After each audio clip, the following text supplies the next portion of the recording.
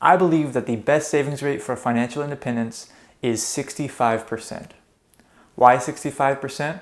Well, 65% should, in theory, get you to financial independence in about 10 years if you start from a net worth of zero. And I'm going to go a little bit more into detail on that in just a minute. But first, let's define what exactly a savings rate is when it comes to financial independence. Savings rate for financial independence doesn't merely mean that you're just saving money. If you were just saving money, then financial independence probably wouldn't work out for you, because saving money in a regular savings account or something similar to that will not allow you to achieve a good return on your investment. That is because savings accounts usually offer tremendously low interest rates, especially nowadays. You're going to be earning less than 1%, which is not exactly going to help you utilize compound interest, and it's not exactly going to help you achieve financial independence anytime soon. So when it comes to financial independence, what your savings rate really means is it means your investment rate. What percentage of your income are you investing each month? Because that is your savings rate when it comes to financial independence. I like to call it investment rate, but the financial independence community just calls it savings rate. And so when I say 65%, I mean that 65% of your take-home pay is going towards investing. Now that's a really high number, and it can seem like it's really out of reach for a lot of people. But I've done it, and many other people have done it as well. So it is possible, but it's going to take some strategic planning, and it's going to take a little bit of time. The reason why your savings rate for financial independence needs to be your investment rate is because when you invest over a long period of time, it allows your money to grow in an exponential factor. That means when instead of growing at a steady rate, this is what a savings account would look like. You're slowly adding to it and it's slowly getting bigger, but pretty much just at the percentage that you're adding to it. While if you're utilizing compound interest, because of your investments, you're reinvesting all the money that you've earned through dividends, through interest, any kind of capital gains. If you just keep reinvesting that and the return just keeps compounding on itself, then over time, your net worth is actually going to grow exponential. So it'll start up and then it'll just shoot up like a hockey stick. Now, when we're determining our savings rates and how it relates to our future net worth, we're going to have to make some assumptions. We are going to have to assume what our return on investment is going to be on average, and we're going to have to assume what the inflation rate is going to be, and again, on average. So it would be nice if your investments did grow at a very steady pace of 7 to 8% every single year, but investing usually doesn't work out like that. There's going to be ups and downs, but over a long time horizon, a common standard for estimating your return on investment for financial independence is about 7 to 8%. And this isn't very far out of reach, because if you look at even just the S&P 500, since it was created, the S&P 500 has actually returned an annual average of very close to 10%. So 7 to 8% is actually pretty conservative when it comes to estimating your return on investment. And of course, there's a lot more to it. This usually involves an estimated portfolio consisting of index funds that cover the stock market and index funds that cover the bond market. I'm not going to exactly get into too much detail on that, but for our assumptions, we are going to assume 7 or 8%. I like to use 8% because I am a little bit more aggressive in my investment mix, so I am higher in stocks and lower in bonds, and historically that has returned a little bit more than a more heavy bond portfolio. And when it comes to expected inflation rate, if we look back at historical averages and we put them all together and we find the average of them, it usually comes out to a little bit more than 3%.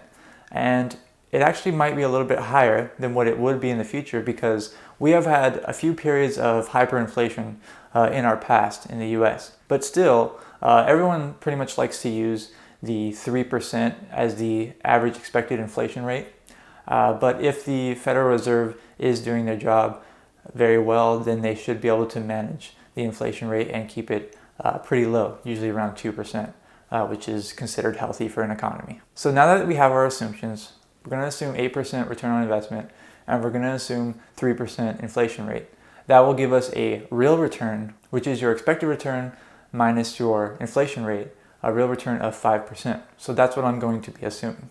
Going back to the 65% savings rate that I mentioned in the beginning, I think it's a really good savings rate to have because you can get to financial independence in about 10 years, utilizing just some simple math and using those assumptions. The reason why I picked 10 years, because I think it's long enough to make it where your financial independence journey is still enjoyable. Like you're not saving 90% of your income, which would be really tough to live off of 10%. But at the same time, 10% is a short enough time period to make it worthwhile for you to seek financial independence and retire early. 10 years from now is probably a really good baseline goal to have, at least in the beginning of your journey to financial independence. And it's important to know that that can change over time. Our financial independence journeys are constantly changing, they can be very flexible, and everyone has different life circumstances. But I believe starting out at 10 years as the beginning of your goal is a pretty good place to start, especially when you consider young people and them trying to think about regular retirement. So oftentimes a young person is thinking about their own retirement, and that's not till 30 to 40 years out, or maybe even more. And that is just such a long time horizon that many young people just tend to put it off until it's pretty much too late and they can't utilize compound interest like they could have when they were younger. So now let's get back to the savings rates. Now, I'm going to put up a chart right now for you. And on this chart, you can see a savings rates from 0% to 100%. And how long it's going to take for you to work using that savings rate from a net worth of 0 to reach financial independence. So you can see on the ends of the spectrum, if you're not saving any money, then technically you're going to have to work forever. Now, if you're saving 100% of your income, then somehow you can pay for your expenses already without your income, so you can retire now. Going to the 65% that I recommend, that estimates about 10 and a half years until you can achieve financial independence if you are investing 65% of your income. And remember, this chart assumes an 8% return, a 3% inflation, and therefore a 5% real return. On the third column, you can see the years that it saves by increasing your savings rate. In this column, you can also see how there is a diminishing return for each savings rate that you increase. For example, going from 5% savings rate to a 10% savings rate saves you 14.4 years off of working, which is very significant. But if you go down to my recommended 65% and you go from 65 to 70%, you're saving only 1.7 years. So 1.7 versus the 14.4. That shows how a diminishing return of increasing your savings rate to a certain point. So the chart is nice and all in theory. Saving 65% of your income sounds great, right? But how do you make that actually happen? Well, you're going to have to look at your finances and you're going to have to be smartly about it. First off, in order to achieve a 65% savings rate, realistically, you probably are going to have an above average household income. Now, that isn't always the case, but it is going to be a lot easier if you have an above average income. For example, if your household makes $100,000 a year and you're saving 65% of that, then you are investing $65,000 per year. And the other $35,000 is for you to live on. Now, it's very possible to live on $35,000. Many people do it, and many people even live on much less than that. But in order to get to that 65%, the first thing that you need to do is you need to optimize your big three expenses. Now, I love talking about the big three expenses because in general, these big three expenses make up about 70% of your spending on average. And these big three expenses are housing, transportation, and food, and pretty much in that order. So housing is the largest expense that most people face. Transportation is the second largest expense that most people face. But they usually don't realize it with the transportation because it's a little bit more tricky. And then food is usually the third largest expense that people face. Now I'm going to quickly read off a list starting with housing of just some ways that you can reduce the cost of your housing. So you could move to a lower cost of living area with lower housing prices. You could move to a neighborhood with a lower property taxes. You could downsize your home. You could move to a neighborhood without any HOA fees. You could rent out a spare bedroom on Airbnb and make extra income to offset your mortgage. You could refinance your mortgage for a lower interest rate. You could get the best rate on your home insurance. You could get a roommate or roommates and split your rent and utilities. Or you could even use your utilities sparingly and minimize wastefulness. When it comes to transportation, you could move closer to work and drive fewer miles. You could downsize your vehicle. You could drive a used vehicle.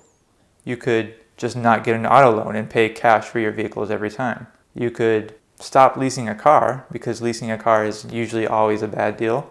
You could just not buy new cars, because new cars significantly depreciate very quickly. You could consider going carless altogether if you live somewhere where that's possible. You could carpool to work with other people to common destinations. You could share one car instead of having two cars as a family. You could shop around and get the best rate on your car insurance. You could get only as much car insurance as you actually need, instead of getting some car insurance that is unnecessary. You could ride a bike or walk to closer destinations. And you can use public transportation. When it comes to food, you could eat out less and cook more food at home. You could choose wisely when you do eat out. You could make a shopping list when you go to the grocery store and only buy what's on that list. You can buy only enough groceries where nothing goes to waste. You can make fewer trips to the grocery store overall, so therefore you buy less food. You can buy non-perishables in bulk. You can center your meals around cheap staples. You could eat less meat or eat cheaper cuts of meat. And you could buy generic brands instead of name brands. So that's the big three. And if you can maximize your savings on those big three, then you're already way ahead to getting closer to a 65% savings rate. The next thing that you want to do is you want to take a look at your spending and try to find out where the leaks are. And leaks are basically monthly recurring expenses that you don't use or you barely ever use. These tend to be things like subscriptions that maybe you forgot about, or subscriptions you rarely use. So try to limit your amount of monthly recurring bills as much as possible. And then after you've done that, you want to identify other trends in your budget. So any expenses that you find keep reoccurring, that maybe you're like, I'm spending too much on this category, and then try to reduce that category. And then after that, you can make small tweaks to other things. Lastly, what you want to do is you want to set up a flexible budget. Now, a flexible budget is set up just like a normal budget, except for your categories can be adjusted month to month. So some months you might spend more on groceries, and some you might spend more on shopping. Some months you might spend more on car gas, and some months you might spend less on it. The point of the flexible budget is to set monthly targets like you would with a regular budget, but then go ahead and add and subtract from each category on a monthly basis so that it fits your lifestyle in that time period. As long as your overall spending in the budget is the same, then your flexible budget will work out. So that is how you can get to a 65% savings rate, and that is why I think a 65% savings rate is the best savings rate to have. But to be honest, it's not going to be the best savings rate for everyone. It's just what I think is a good savings rate. The best savings rate for you is the highest one that you can personally maintain, and that is the most sensible for you. Any amount of investing for financial independence is going to get you closer to your goal. So start today with as much as you can possibly do. I wish you the best on your journey to financial independence.